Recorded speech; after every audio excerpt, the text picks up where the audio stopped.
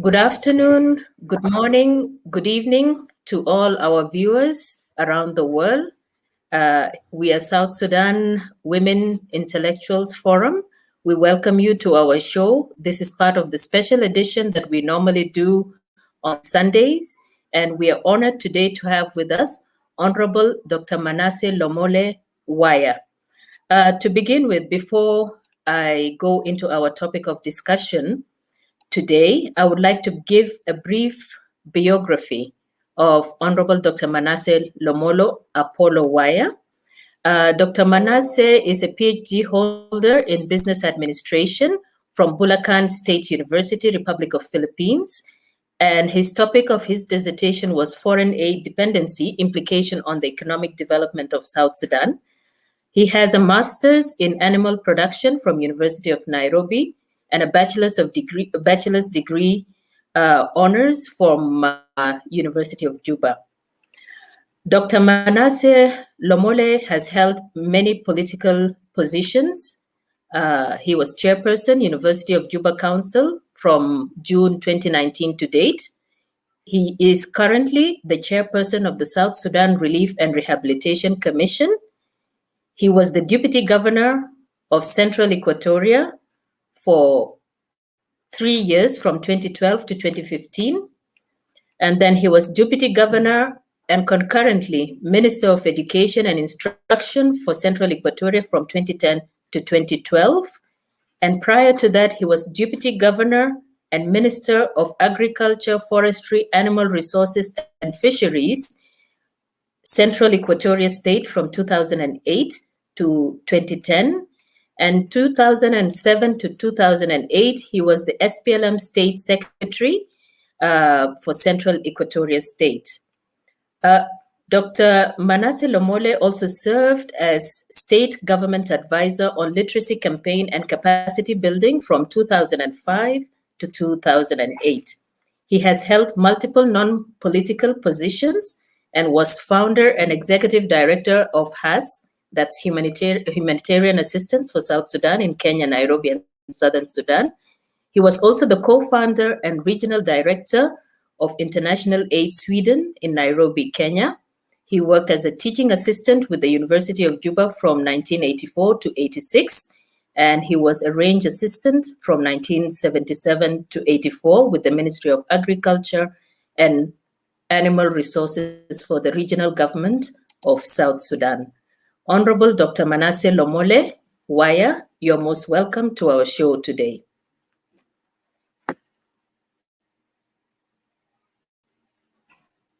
Okay, you're muted.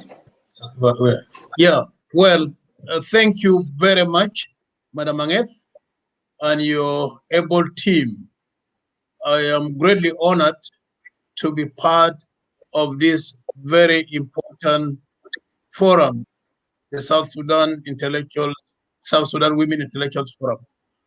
When I first spoke to some of your members, I was so excited and encouraged to learn that some of our able young women are picking up the challenge of enlightening, educating, empowering, and guiding fellow women, those who are behind them, and even those who are ahead of them, bringing them close so that they can make a difference in the livelihood of our people and improve the livelihood of our people in the Republic of South Sudan.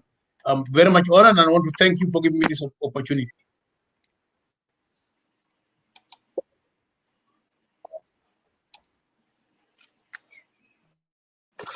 Thank you very much. Thank you very much. Honorable Manasseh Lomole, our discussion today is on the RRC, and that is the Relief and Rehabilitation Commission. We would like to learn more about the commission and how effective it has been in coordinating humanitarian response in South Sudan. As a young nation, we have had a lot of issues. We have faced a lot of challenges, both natural disasters as well as man-made disasters. And it's for this reason that we would like to speak with people of influence, the policymakers who guide the policy decisions, which indirectly or directly affect our masses. So in this regard, my first question to you is, can you tell us about the Relief and Rehabilitation Commission? We would also like to learn the difference between RRC and the Ministry of Humanitarian Affairs and Disaster Management.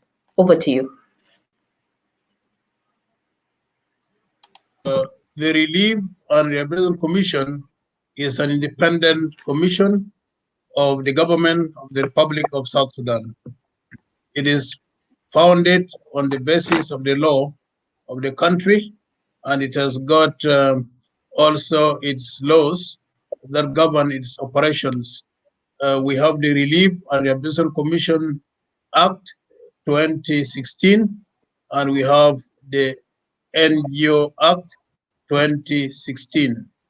We work closely with the Ministry of Humanitarian Affairs and Disaster Management, and that is an institution that is the policy-making body of the RRC and of the nation. But principally, the RRC is an independent commission. Back to you.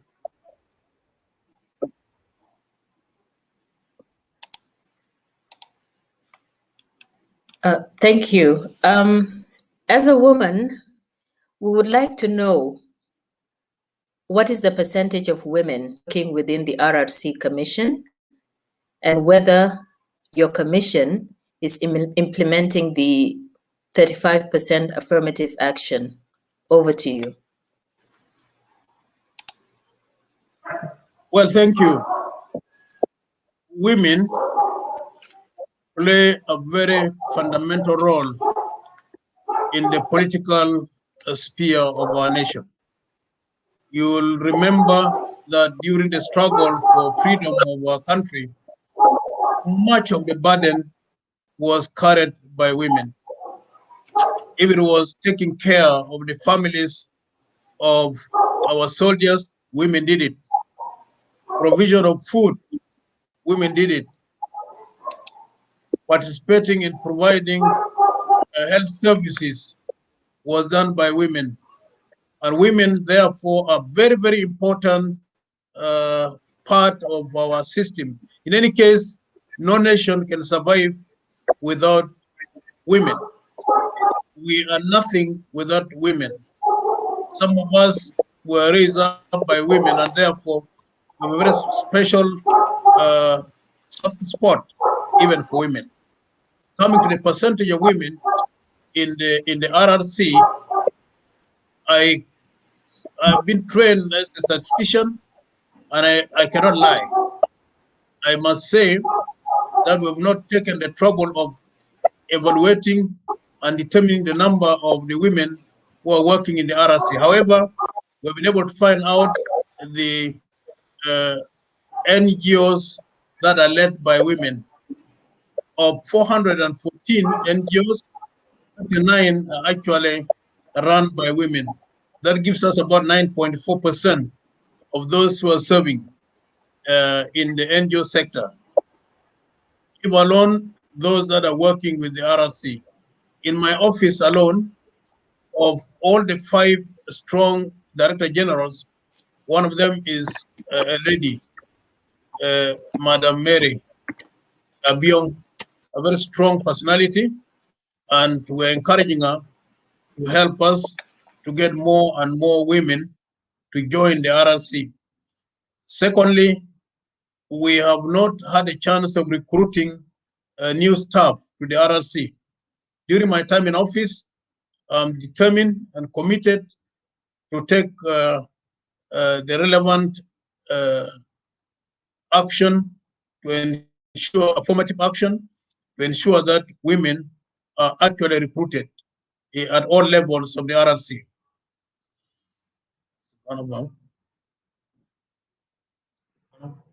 Unfortunately, I think we're having some connection issues with our team in Juba. Please be patient with us as we wait for them to reconnect the network.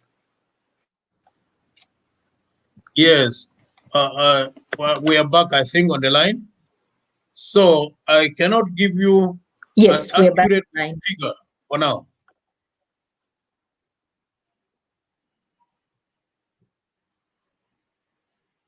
Okay. When I look at the numbers that you mentioned, at least at the leadership level, you mentioned that you have 5 directors general, and out of those 5, one is a woman. That already is below our expectation because we're expecting 35%. And 1 out of 5, that means we are only 20% there. So my question to you, my next question is, what recruitment policies are you implementing to encourage more women to come into the workforce within the Relief and Rehabilitation Commission, especially considering that women and children are among the most vulnerable groups that you serve? We are committed to affirmative action, which is embodied in in the law of our country, and particularly in the revitalized agreement for the resolution of the conflict in the Republic of South Sudan. And we must implement that aspect.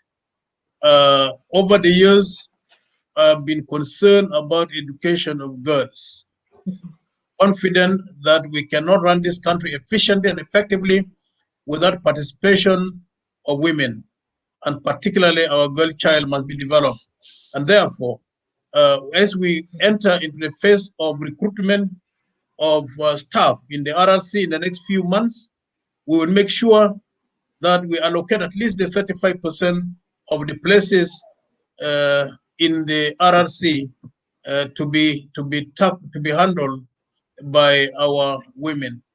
We by by policy we want to take in graduates, and you are not lacking. Women of South Sudan are not lacking in the number of graduates. There are very many, and therefore, in any position that we advertise, we'll make sure that we give women preference. We give them top priority so that they can be able to compete with everybody else and cover at least the 35%. This is our desire, and that's what we're going to do in the next few months. I'm confident we'll do it. We're delayed in doing so because of the delay in the formation of the state governments. Now that the state governments are in place, we are going in swiftly to begin recruitment of our personnel at the level of the nation, level of the states, and the level of the counties.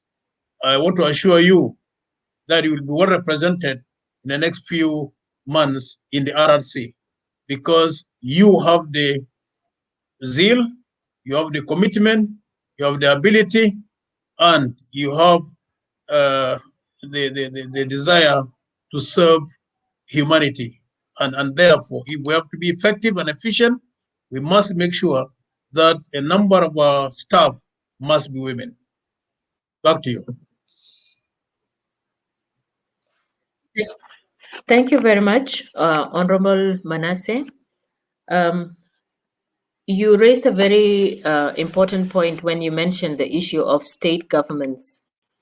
And my next question has to do with the fact that, in principle, the Relief and Rehabilitation Commission is supposed to be an independent commission.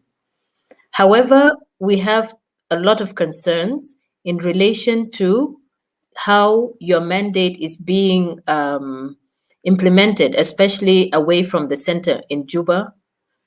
In the state, there have been instances where staff of the Relief and Rehabilitation Commission have been dismissed by state governors or government officials who are in charge.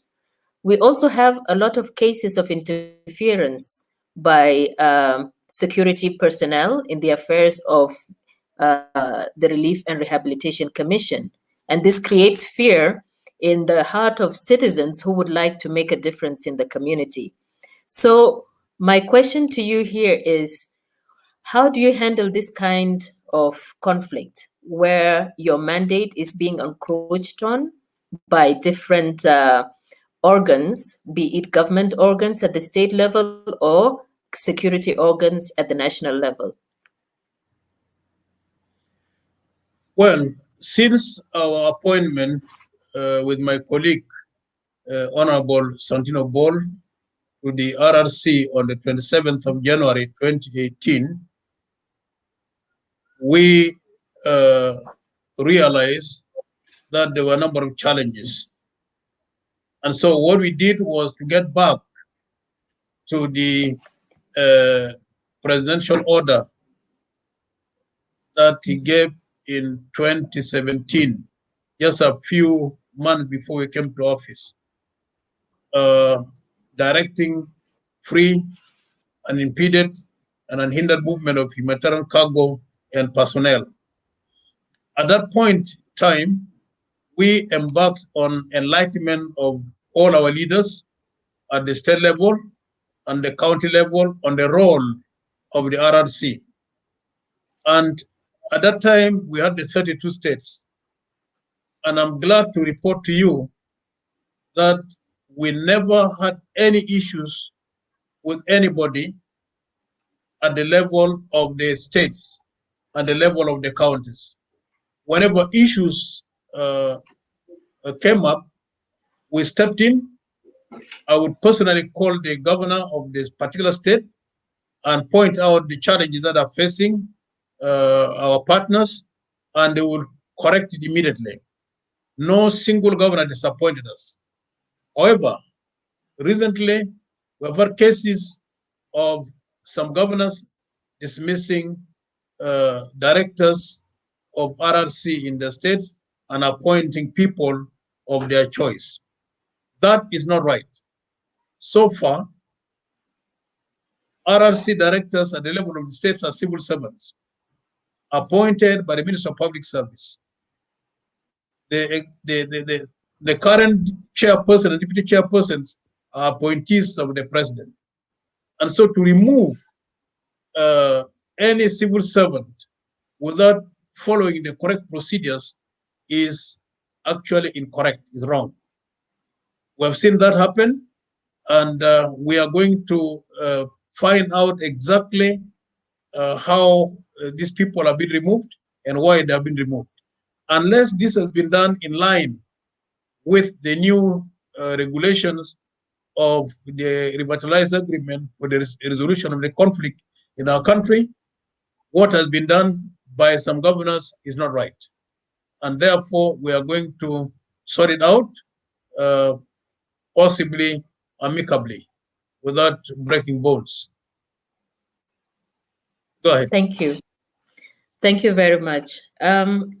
Before we conclude the first part of our area of interest in relation to the RRC, its mandate, I would like to ask a question about what the achievements have been with the Relief and Rehabilitation Commission, especially since we have members of our audience here. One, Ms. Joa Agnes, who is asking about how effective RRC has been in imparting its mandate. So what are the achievements of the Relief and Rehabilitation Commission?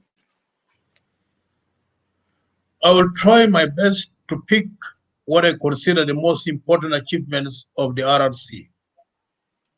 First and foremost, we prepared ourselves as a team to make sure that we establish very strong and cordial working relationship with members of the international community, the UN agencies, the NGOs, and also the various ministries that are working in the process of delivering humanitarian services to our nation.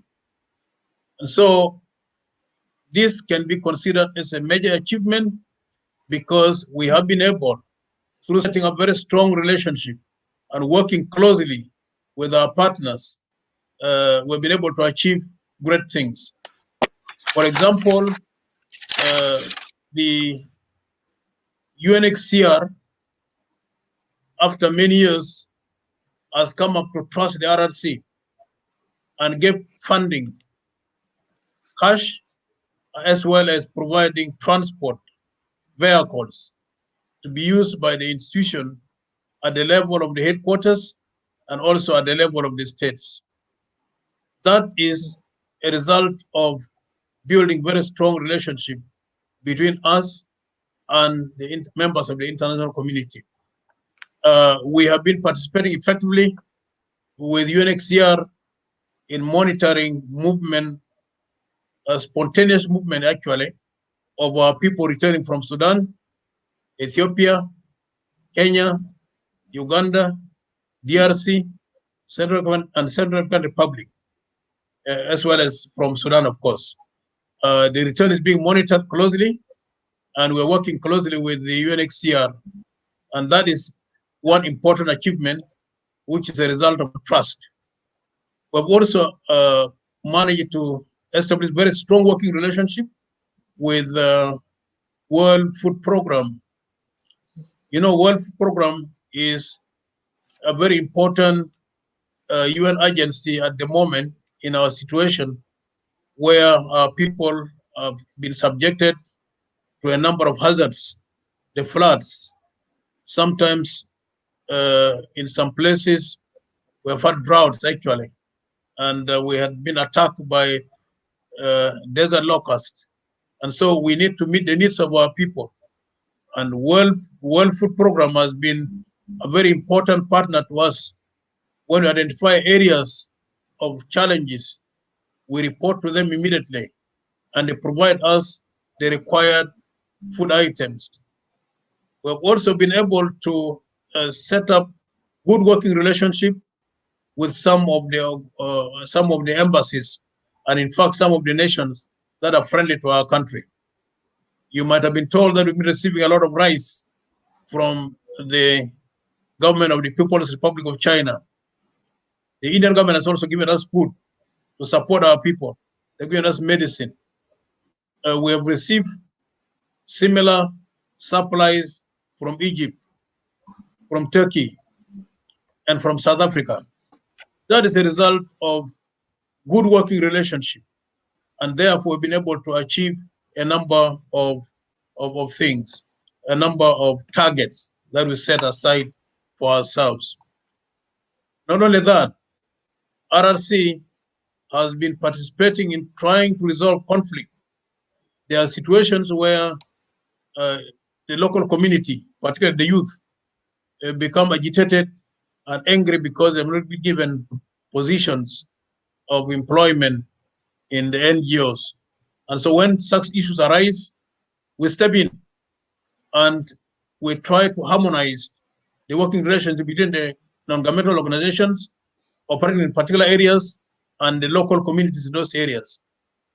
A case in point is the situation in Maban and Reng, when the young people became agitated and felt strongly that they were not being taken care of and that they were not being given an opportunity for employment. And therefore, we've been able to bring such cases down and again reestablish good working relationship between the communities and the non-governmental organizations. Those are key areas where we've been a bit successful, and I must admit that it was not just very easy. We had a number of challenges as well, but the most important thing is that we have been able to move on. We also have been able to bring to an end what was regarded as corruption-ridden institution. We consistently inform our donors that whatever they give us will not go to the market. We'll make sure that we send it to the people. And indeed, whenever we get some food, whatever we get in support of our people, we try our best to send it to all parts of our country. We give 75% of the relief items to the state governments and the state populations. We also give 15% to the internally displaced persons, either in Juba or in some parts of our country. And we give 10% as a special support to orphans and to hospitals, and also some of it goes to the disabled and to the prisons. That is how we've been making a difference in the situation that we have found ourselves in our country. We have also been able to work together with the UN agencies, visiting areas that are affected by the floods. We've been able to travel to Jongole, actually to Pibor, to Panyagor, and to Lanker. We've also gone to other areas that are affected by the floods. So this we consider as an achievement because we made sure that we are down to earth and with the people in times that are challenging to all of us as a nation and as a people. Back to Thank you. you. Thank you very much, Honorable Manasseh. I would like to pick up from your last comment on the achievements that you have been able to make. And this is in relation to the recent disasters, the recent natural disasters affecting some of the states like Jonglei. I personally hail from Jonglei and I've seen the scale of the disaster. And in the beginning, when it started, we expected intervention from the government, at least for a state of emergency to be announced, but nothing came. So, my question here is what determines, or rather, at what stage does the government intervene? Because within South Sudan, we have noticed in some areas the government intervenes very quickly when there is a disaster that has struck the area, and that is good. But in other areas, it takes ages before any aid or any assistance arrives from the government. So my question is, how do you go about balancing it out so that all citizens are accorded the same treatment? Over to you. Yeah, thank you, Madam Agnes. Uh, I'm very happy to hear from you that you've been following up the situation very closely in our country. One correction to make is that whenever we get hit by disasters like the flood of 2019 and the one of 2020, President Salva Kiir is in records declaring a state of emergency for the flood affected areas and indeed for other areas of the country. So this is being done. And on response, the government has limitations, as you are aware.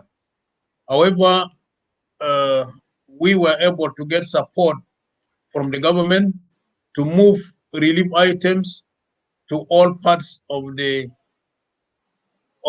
country, to all the states. In fact, last year we were able to get 90 million South Sudanese pounds for transportation of food that we had to take to the states. It is also important to recognize your concern that in some cases response is very slow. Response is determined by a number of factors. One is the assessment of the situation in a particular area. Usually the RRC, working together with the UN agencies, go to the affected areas and carry out assessment.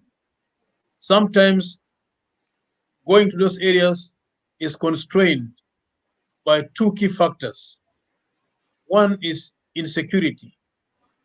The other one is, of course, the floods, making it difficult for movement of humanitarian workers to the areas concerned. That is an issue that has actually affected us, but we try our best to be even-handed. The policy of the government is equitable development. And I personally believe in treating people equitably, whether it is in giving relief work, relief support, or is in giving whatever help that we can give. I cannot take one part of our country and favor it against another part of our country. This is in records. For the many years I've had working for people, 15 years in the NGO circle before I came to government, And now I made 10 years in the state government, and now 3 years in the RRC. My heart is for the people, and I would not operate in an environment where some people are deliberately neglected. We don't have room for that. So I'm very grateful that you're following the events, and you would probably be informed by some of your people that we supported the people of Jongole very, very greatly during the war and even during the floods. We're able to visit parts of it and also parts of Upper Nile as a whole. But of course, we have not been doing exactly what our hearts drive us to do because of the constraints that I've mentioned above, insecurity in some areas and the difficulty of movement in others. Back to you. Thank you very much for your very elaborate response, which I believe addresses any doubts that might have been there. Of concern to us also is what are the long-term plans to address these disasters in our country? Now we're in February, and the rainy season is going to start. But before the rainy season starts, some areas are still underwater. If you go to Ayud, if you go to Bor, if you go to Panyagor, and all the other areas, vast areas of Upper Nile and some parts of Greater Bahar Ghazal are still underwater. So, what are the long-term plans to help mitigate this problem? Sorry, you're muted. We cannot rely or cry foul when we face crisis in our country all the time. We will have continuous floods. There's no question about it. We had a major one in 2019 and this other one in 2020. There must be a solution to this problem. People will get fed up with us. They don't want to help us again. If we cannot help ourselves to solve our problems, not many people will think of helping us. What is the way forward? The way forward is for us to work together as a people and as a nation to make sure that we find a long-term solution to the problem. One way of doing this is to build dikes and reclaim the flooded lands. The other one is to build canals that will take away the water back to the Nile without flooding the areas that are inhabited by our people. Not only that, there are some leaders in other locations. For example, in Pibor, when we went there in 2019, the place was badly flooded. And the governor at that time, David Oyao, had a strong desire to move his people away from Pibor to another location towards the Bomas, and that is a location called Labrak. And I admired his decision because it would mitigate continuous suffering of his people. I was talking to somebody from Jongole, and I was encouraged when that particular friend of mine told me that one of the best ways is to move to northern Bor, where the land is fairly high. This will help us greatly to reduce flooding in the future. I've also seen great things being done by the people in Jongole, particularly in the Bor area. In the Bor area, we have had these dikes that were built for the canal to protect the people from getting floods. And when they were broken last year, all the people, all the youth particularly, gathered together and made sure that they were able to fix some of these broken parts of the dikes. Not only that, youth in diaspora contributed funds to help in buying pumps so that once dikes are constructed, then the areas that are inhabited have to be drained by pumping the water out of the area. This is commendable. This is a local initiative. Some friends also have offered to help us in repairing the dikes. So the long-term solution rests in the hands of our government, and it rests in serious planning of rehabilitation of the areas that are prone to flooding. This is the best I can share with you, my dear. Thank you. Thank you very much. I appreciate your response.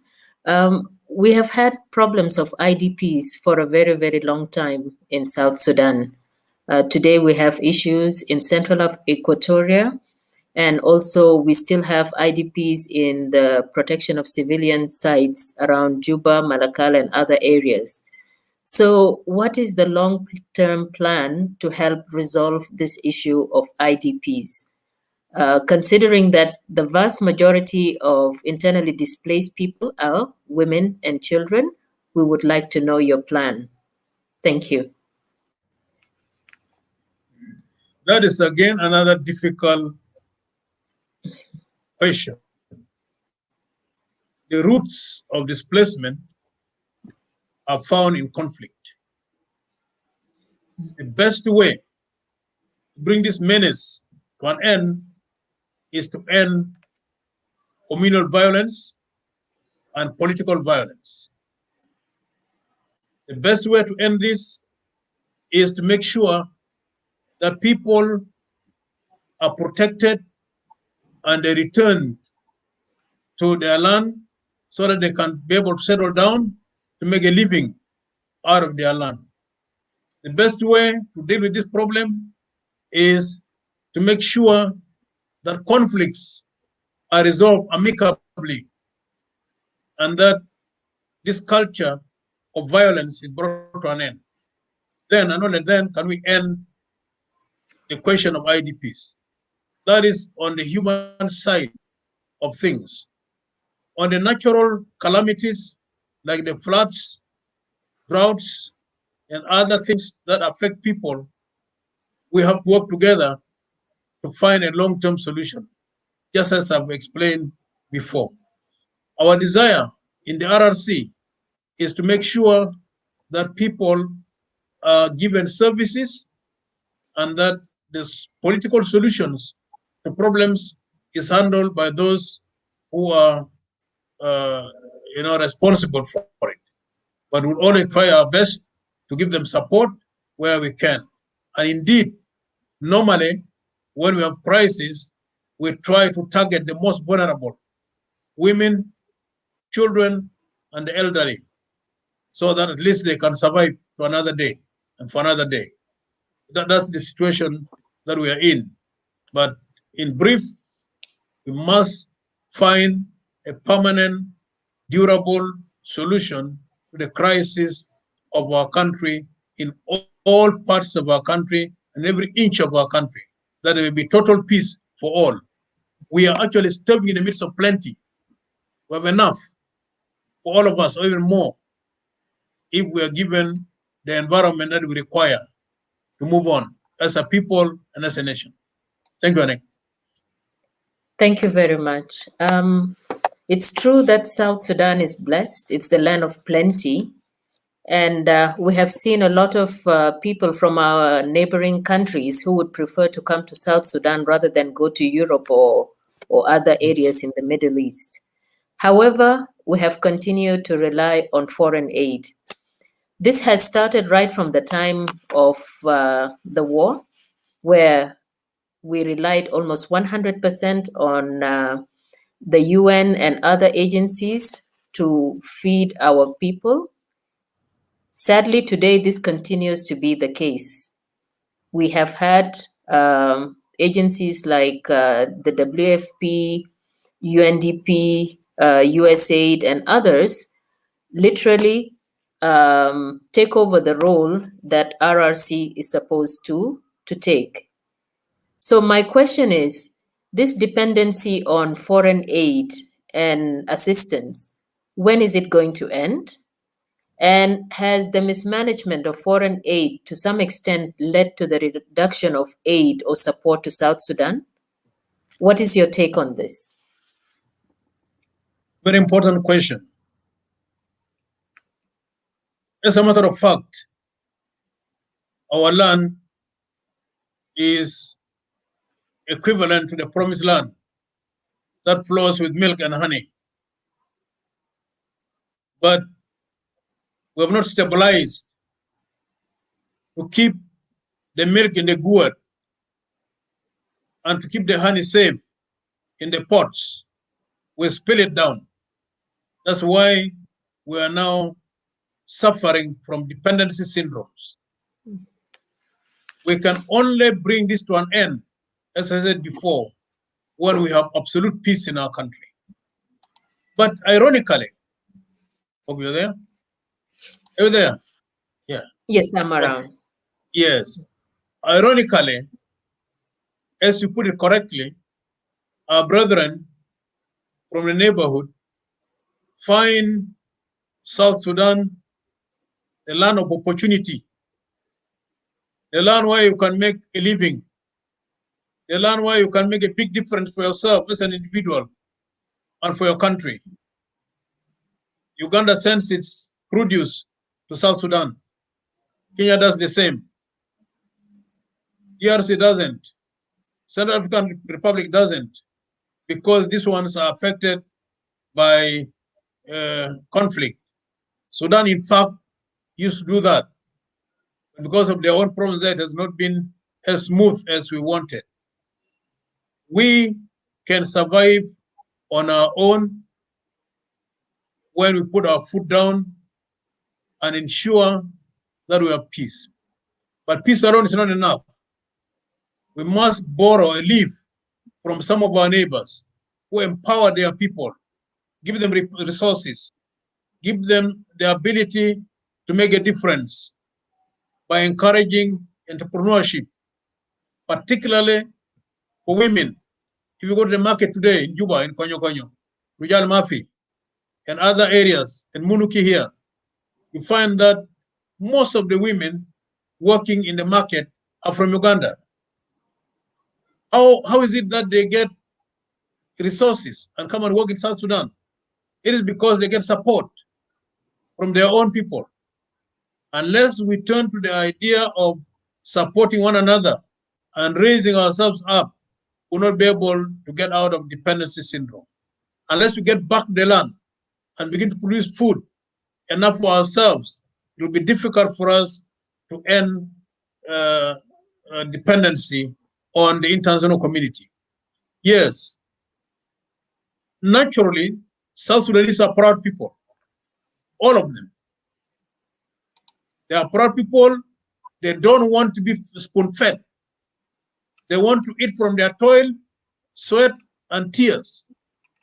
And it's our responsibility, all of us, to create that environment, to make sure that our people are able to put their foot down, produce their own food, and stop dependency on foreign aid, stop dependency from vegetables grown somewhere in Uganda or in Kenya, in the Rift Valley, and brought to Juba to be sold.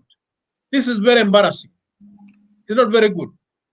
But we have to put our foot down and make a decision to end it. We can only end it by practically doing something about it.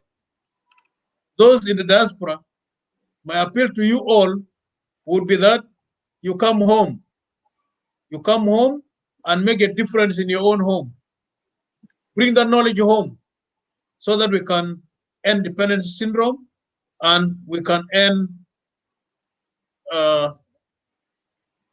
siphoning of money from our country. Of course, there are other factors more than this. Our inability to control and use the resources for the good of our country and abusing the resources. This has been an issue, and it has probably led to a drop in the support. I believe that we've won ourselves a bad name, but we can get out of it. We can get out of it. We will be responsible. We'll be accountable. We'll be transparent, and whatever we do will have to be visible, so that whatever we are given by well wishers do not end up in empty pockets with holes, and nothing goes to our people. That is an issue. So I don't know, but it needs all of us to work together to make a difference. Thank you, Agnes. Thank you. Thank you, Honorable. Among our audiences, some people are raising very important questions, and I would like to just take one right now. Ms. Sebenina is asking, why is it that the Commission is not monitoring the number of expatriates who are working on jobs that South Sudanese are able to do? And this has led to unemployment.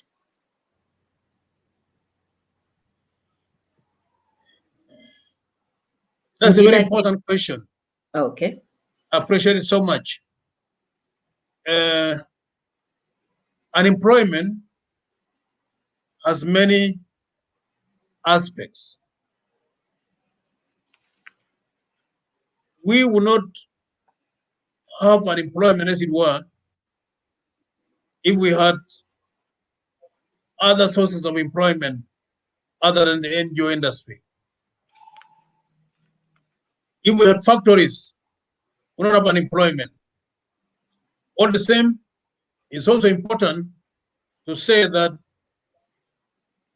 we are trying our very best in the RRC to encourage South Sudanese to take up jobs in the NGO industry.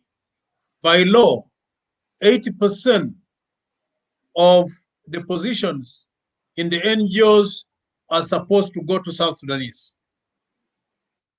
80%. 20% could go to foreigners. You are aware that in most cases, organizations insist on having their own people to represent their interests in NGOs. And so we gave up the 20%. We are trying our best also to make sure that as time goes on, those positions that can be handled by South Sudanese should actually go to South Sudanese. In our neighboring countries, where some of us live for some time, you can never get a job that can be done by a national of that country. And so we are going to move into that very soon, so that our people can also get jobs in the NGO sector, which is the major employer today outside the government. We've had problems over the years of leaders of NGOs saying or telling young people who would like to get some jobs with them that they are not qualified, that they are not experienced. In the days we were in East Africa, and we tried to apply for jobs, we were told that, look, you're not qualified. So we put our foot down, we went and read, came out with first degrees, diplomas, masters, and PhDs. When we came again to present ourselves to be employed, we were told you're overqualified. And I've told these NGOs here that that culture must stop in our country. People must be given an opportunity to learn on the job. And some institutions have already done that. World Vision, for example, has gone into implementing the 80% employment of South Sudanese, even in higher positions, among others.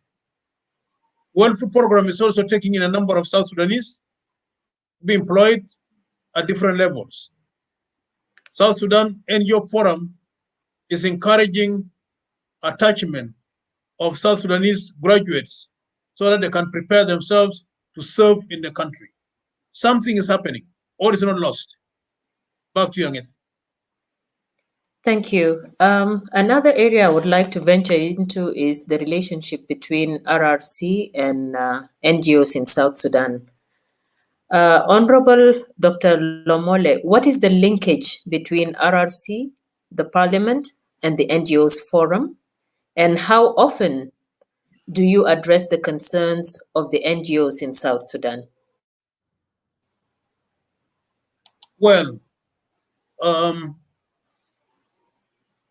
since we came into this office on the 27th of January 2018, we have approached issues pragmatically, differently.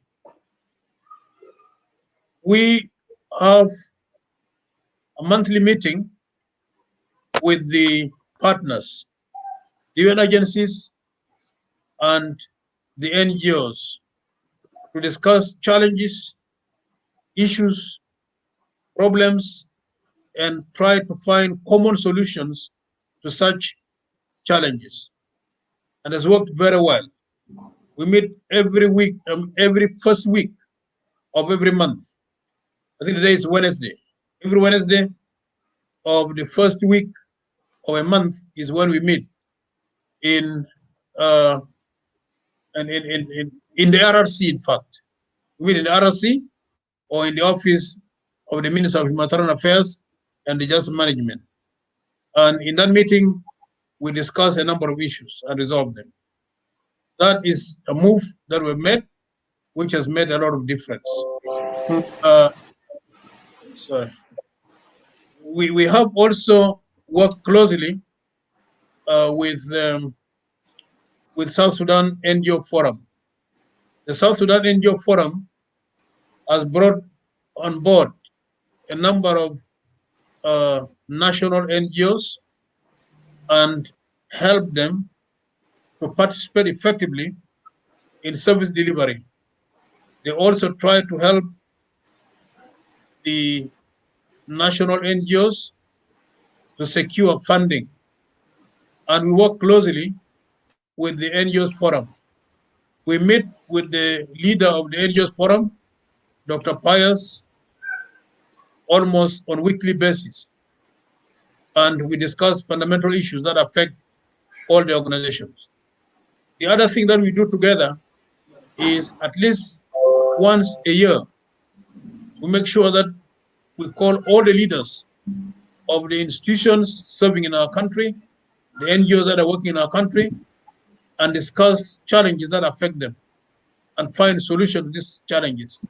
When we have those meetings, we call in other departments of government, other ministries to participate in it. So we've been trying our best to make sure things move. We also meet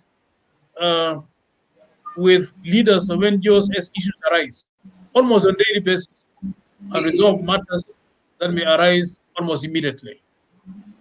With Parliament, we go to Parliament when called upon. And when we are asked to go and defend our budget, that's when we go to Parliament. Otherwise, going to Parliament to table issues is a prerogative of the Minister for Humanitarian Affairs and Disaster Management, who presents laws that have been formulated with the help of the RRC to the government and therefore to the Parliament. Back to you. Thank you. As a regulatory body, what effort is the Commission making to grant humanitarian access to NGOs? We have read in some reports that South Sudan is one of the countries where humanitarian workers have unfortunately lost their lives in large numbers. What steps is the Commission taking to protect humanitarian workers in South Sudan? And I mean both national and international humanitarian workers. Over to you. Thank you. We are aware that last year alone, 2020, we lost 9 humanitarian workers. In January this year, we lost 1 humanitarian worker in Bentiu, shot to death This is unacceptable. It's very painful, it's devastating, it's disheartening, and it must be condemned by all standards. Unfortunately, these people are not killed by enemies from somewhere else. They are killed by our own. So what we can do only is to continuously share challenges such as this with the local authorities. And when such an incident occurs, the perpetrators must be followed and pursued and brought to book. That's the only way we can get out of it. Otherwise, it's the responsibility of the government of the Republic of South Sudan to protect all its citizens and all the people working in this country, in the NGO sector Thank you. or other places. Back to you. Thank you. Thank you. I would like to shift the discussion to another area, and it's more to do with some of the regulatory arrangements that are in place for NGOs. Now, the NGOs Act mentions that the Arts Relief and Rehabilitation Commission gives 1 year registration, and they have to keep on renewing their registration every year. This is a concern because some of these community-based organizations or NGOs cannot even fund their activities. So why is it being imposed on them to pay annual subscription or renewal fees when in fact they can register once, just like companies, businesses that are making money are mandated to register once with Ministry of Justice? Why is it that NGOs have to register every year? Do you think that, or shouldn't there be some special consideration given to local community-based organizations and NGOs in view of the humanitarian nature of their work? Really, as a matter of fact, RRC gives very special considerations to national NGOs and community-based organizations. We assess the status of every NGO. When we find that a local or national NGO or community-based organization has not received any funding, which is usually the case, we don't charge them anything. We allow them to register and to continue with what they are doing.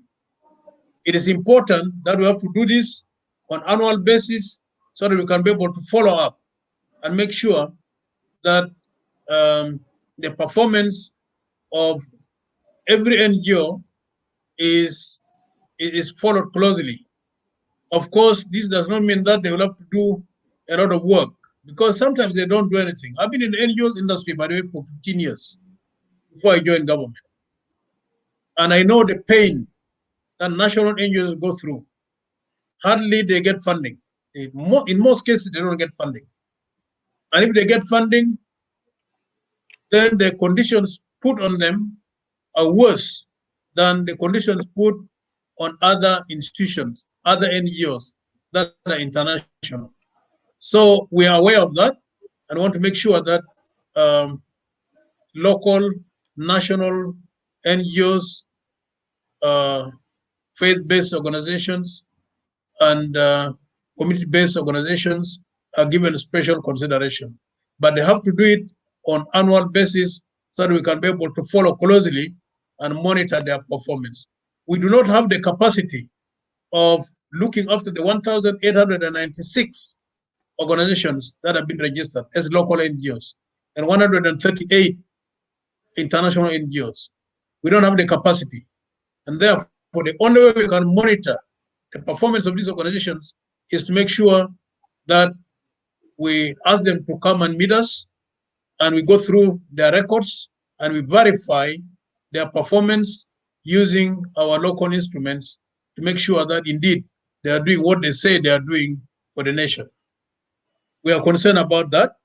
We are concerned about their renewal. We are concerned about their registration. Where we can waive registration, we do it.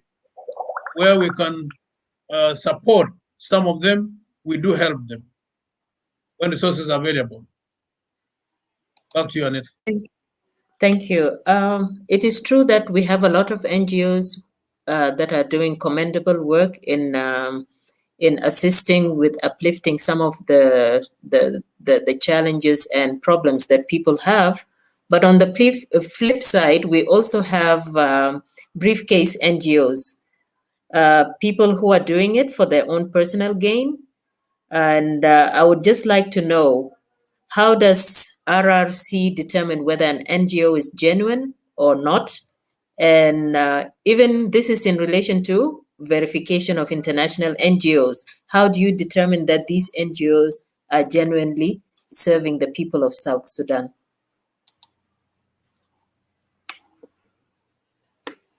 That is a very important question, although it is also a very difficult question. Um, One of the reasons why we have to have this annual registration is to make sure that we get well informed, well educated about performance of NGOs. We're aware of NGOs that are briefcase NGOs, as they were. An individual gets up with a member of his or her family, set up an NGO, but do nothing. And when they get any support, maybe they will end up misusing that support. But we follow that. We follow that very closely, by the way, both national and international NGOs. We've also had NGOs that come and register in this country in the name of national NGOs, and yet they are not. They hide behind a few individuals. When they get the resources, some of the resources end up in different parts of the region and indeed of the world. When we get such organizations, we make sure that we find more information about them. And ultimately, when they come to register at the end of every year, that all organizations come to register, we then can deregister them without any problem. Because we want organizations that are there to serve the interests of our people, not to serve their own interests. That's the much I can say about some of these briefcase organizations and organizations that come to our country masquerading as relief workers when they're actually doing something strange, something far from humanitarian work. And we know them, we follow them. That's why we have the Office of Operations and Compliance in the RRC.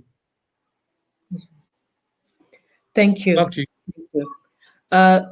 Another concern that has been raised as a red flag is that in some international organizations, some staff or expatriate staff are even registering NGOs locally to award contracts. This is in relation to procurement of the contracts that are being awarded and so on. So, have you heard of such cases? And what is being done to address this issue? This is the first part of my question. The second part I would like to ask is in relation to complaints raised by nationals about mistreatment from their colleagues, the international staff. There has been a complaint that although they complain and raise their grievances, nothing is ever done. Cases are dismissed, and those who have done something to them continue to work or are transferred to even other parts of South Sudan. So what is your take on this? That is very painful. To be very honest, we have had reports of some organizations that mistreat South Sudanese. And when we get that report, we call upon the director of such an institution put that director and his or her subordinate staff, including the South Sudanese who are working with them, down to dig deep into the cause of the problem and we address it promptly. We do not allow anybody to be transferred from one part of the country to the other, even after having made a mistake. We try to stop that. And I haven't heard a lot about that. Regarding possibly issuing of contracts, I'm aware of some international organizations who create their own NGOs within, and they would love to channel resources directly to their own. If it's a contract, they will give the contract to somebody who is either related to them in one form or the other, or somebody with whom they can share whatever proceeds they get. We have discussed this without mentioning names with some institutions that were first doing that, and they have changed and things have moved normally. So whenever we get reports of that nature, we don't take it lying down. We move in straight away and deal with it head on. So I don't think that this will continue for a long time. In fact, during the bad period of the war, the civil war as it were, people had loopholes. But following the signing of the Revitalization Agreement for the resolution of the conflict in the Republic of South Sudan, we have been able to track on defaulters, people who take us for granted and take us for a ride, and they know that we are serious. So if you hear anything like that from anybody, anywhere, let that person report to us immediately and we'll take action. We'll not compromise because we want to ensure that the interest of our people and of our nation is upheld in esteem with dignity and honor. Back to you. Thank you very much. And just to take a question from a member of our audience, we have Mr. Majur.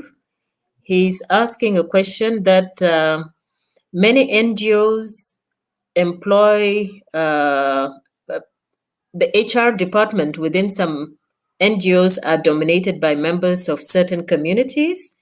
And the question he's asking is how do we overcome some of these issues of inequality of opportunity since these HR officers tend to employ their acquaintances or relatives? Yeah. That is also important and it's there. I can't deny. We have cases where human resource personnel from a particular community would try their best to make sure that their own take the opportunities when they get them. And when it's reported to us, we are again moving straight away and call that particular human resource person and those people who have been employed and find out how they got themselves employed. The unfortunate thing that happens sometimes is that when there's an opening, it will be the human resource person who will leak the information to his or her own people. Yes, they can advertise, but by the time they advertise, arrangements have already been made for recruitment of somebody. And you sit in the interview, you do exceptionally well, but somebody who is far behind you will find his or her way to that position. This is the kind of irregularities that we face, not only in South Sudan, but also in other parts of the region. And we will do our very best to make sure that these practices are brought to an end. We must follow our recruitment procedures. We have developed recruitment procedures with the help of the South Sudan NGO Forum and the Ministry of Public Service. And I think we are going to get there. This will come to an end. Thank you. It's good that you mentioned about the irregularities that exist in recruitments. And this comes from the sense of power that these HR officials appear to have. I remember in Sudan, they had the Humanitarian Aid Commission. And before any position is sent out, it has to be passed through the Humanitarian Aid Commission for approval. And then when there is an interview, they do send their representative, depending on the scale of the position advertised, they send their representative to participate in the interview panel and ensure that the process is well conducted in an open and fair manner. Has RRC considered having such a body in place to ensure that when NGOs advertise positions, it is done with the tacit approval of the commission, and that when interviews are conducted, a representative from RCC is there as an observer to ensure that it is fair and just to all South Sudanese. Over to you. Thank you. We are aware and conscious about that. We have already started a program with the Minister of Public Service. We are setting up a data bank. The Minister of Public Service is setting up a data bank, and we would like to ensure that when a position is identified, actually that position and the candidates are also referred to RRC. And RRC is represented at the level of the states, even at the level of the counties, to be in the recruitment team, and that I know will make a lot of difference. We have just started, and I'm sure in the next few months there will be a lot of change. We're not going to allow our people to be walked on, to be trodden upon. They must get their right. The only way they can get their right is to be protected by us as government at all levels, so that equal opportunities are given to almost everybody. It won't help anybody if one community takes over the work of a complete NGO without considering the needs of even the local communities. We have agreed that even in the local communities, they must benefit from the 80%. People like sweepers, cleaners, drivers, and so on need to come from the local community where they have. But where they don't have, maybe nurses, doctors, and so on, they can bring from other parts of the country. Although this one has been misunderstood very badly by some communities. They would insist that everybody must come from their own community, even if they are South Sudanese. And I think that is one thing that we are systematically trying to correct. We will do our best to make sure that is equitable opportunity for employment for everybody. Back to you. Thank you. Thank you very much, Honorable Manasseh, for your very well and elaborate answer to my last question. We have a lot of questions that we would have loved to ask you, but we are running out of time. So at this juncture, I would like to ask you to tell us about some of the challenges that you are facing as an institution. We have a number of them. One of them is lack of resources. Our budget is extremely very low. In fact, what we do in the RRC is that to keep the institution going, we negotiate with some of our donors, like donation of food from the People's Republic of China comes in containers. And so we try to talk to the authorities here in the embassy to allow us to own the containers. and we sell the containers to raise money for solving our problems. That's number one source of tackling that problem, lack of resources. Of course, we have little money that comes from registration. But, at one point, the leadership had to waive the registration because a lot of donors were complaining that, in fact, their money is not going to what it's meant to be, but it's going to pay for registration. So we say, okay, let's forget about the registration. The government decided that there should be no money paid for registration. What we get is some little token for processing of documents for registration. And that's where we get our resources. So getting money to run the RRC is a very, very difficult issue, problem, challenge for us. But we've used our minds, our connections, our relationship to sort out some of these areas. We also have tried to solve that problem by being good and close to some of the UN agencies, and they give us something to buy papers, to buy ink, and to run the organization. This is one major problem, resources for running the organization. Transport is also another area of concern. We cannot move to various parts of our country with ease. And even from the states, it's difficult for our staff to move to the counties and the payams to find the situation for themselves because there's no transport. So what we have done is we have talked to UNHCR. They've given us a number of vehicles. In fact, last year, and last year about one, they gave us over 10 vehicles. We are also receiving the same vehicles and motorbikes from World Food Program in the programs that we implement together with them. We cannot receive anything from the government other than the 90 million that I mentioned before. And that is a big challenge for us. Transport has been a major problem. The other challenge we have is building the capacity of our people. We would love to see that the young people among us are given an opportunity to go out and study and come back to continue serving the people of the Republic of South Sudan in the RSA and indeed in other parts of the country. The government of India has offered us an opportunity for training some of our staff. But because of the COVID-19, it's been very difficult for us to send these young people to be trained out there. That is a big challenge for all of us.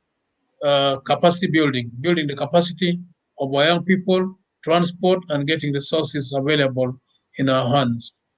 The other part that is a big challenge to us is, of course, the changes in the government establishment, which is for our own good. We're not able to recruit. When we were in the 32 states, we had a few people recruited, but when we went back to 10 states, we have to also find ways and means of how to recruit people to be able to continue. But recruitment was also hindered by the fact that the Ministry of Labor was not able to allow for recruitment because there was headcount going on. Thanks to Minister James Oth Mai, who was doing headcount, determine the number of people required. These are some of the challenges that we are facing on regular basis. Otherwise, we enjoy the support of the international community. We enjoy the support of our government where they can afford to help us, and we enjoy the support of our people, working together with them closely and making a difference day by day. Back to you, Angeth. Thank you very much, Honorable Dr. Lomole. Having heard from you, I believe we leave today with a lot of knowledge, having learned what you're doing and all the response activities that RRC has been doing without our knowledge. So we thank you for making time to be with us today and for sharing the challenges that you face as an institution.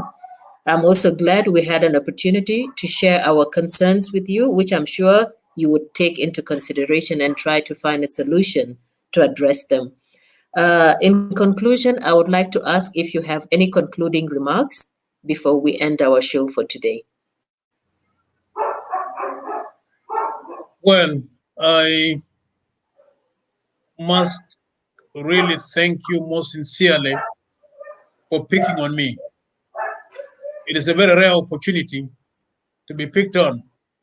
It's a sign of trust, sign of respect, a sign of concern for this nation. I would like to conclude by saying that the South Sudan Women Intellectuals Forum should go ahead and do head hunt. Look for individuals that you believe in, the ones that you believe can make contribution to the welfare of our nation and of our people, and get as much as you can from them. Where they fall short, forgive them. But where they give you some information that's relevant, make good use of that information. I would also want to see that I receive some of the concerns from you in writing so that I can address them in the RRC. RRC is for you, is for everybody, is for all South Sudanese, irrespective of where they come from. It has no boundary. The boundary it has is the boundary of the nation. That's why we are serving the country. And for us to succeed, we need to work together. When you see us make mistakes, don't keep quiet. Call us and tell us here you're making a mistake. You're doing it incorrectly. Please correct it, and we'll correct it. We'll also help you when you need our help in whichever way. Then we'll give you the support that you need. RRC is for the Republic of South Sudan. It's an independent commission and is there to serve the people of South Sudan, irrespective of where they come from. We want to preach unity. We want to preach understanding. We want to preach respect for one another. We want to preach effective contribution towards the development of our country. And I want to appeal to those in the diaspora to extend a helping hand home. East-West home is best. Where we are outside there is because of situation at home. But I invite you to come home now that there's the revitalized agreement for the resolution of the conflict in our country. We need that brain, we need that ability, we need that zeal and the commitment to transform this nation. And as for you, Madam Agnes, I'm very proud of you. I have listened to some of the grilling you have given to people, and I know that you have grilled me heavily. Other people will judge it. I think that is also for our own good. Thank you very much. Thank you, Honorable Dr. Manasseh Lomole, for your words of encouragement and for agreeing to be with us this evening. We have not exhausted all the questions we would like to ask you, and we would like to plead with you to be with us once again should the need arise for us to want to host you on our show again. Thank you for making time to be with us today. I'll be with you all the time. Thank you. I'm available for you. Thank you. Yes. I Thank love, you. We appreciate that. admire, and encourage you. Thank you very much. Thank you. Yes. Thank you. And to our Love, audience, thank you for tuning in. Thank you for tuning in. We have come to the end of our show. I'm sure you have learned a lot through my interaction with Honorable Dr. Manasseh Lomole this evening. Should you have any additional questions, please drop in into our inbox and send us the messages, or even within the messages that are going on the comment section, and we will try our best to address all your concerns throughout the rest of today when we receive them. So with this, we have come to the end of our show. Thank you for tuning in, and we look forward to seeing you back again as we host more of our people of influence through the South Sudan Women Intellectuals Forum. To my team, I thank all those who are working in the background. Thank you, and continue doing the good work you're doing. You all have a good evening, good morning, and good afternoon, wherever you are. Thank you. Bye-bye.